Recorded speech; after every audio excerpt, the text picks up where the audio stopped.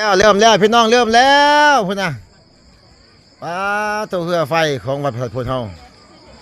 อันนี้เรือแสงไฟแสงสีเนาะ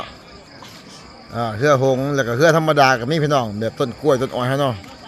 เฮ็ดเป็นเรือพี่น้องถอยเบิ่งเด้อ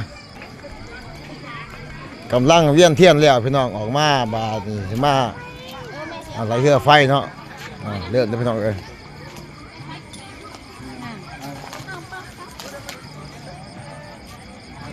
โอ้ผู้คน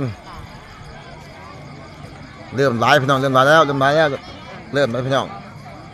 โอ้สามเณรขึ้นเฮือนแล้วพี่น้องเลย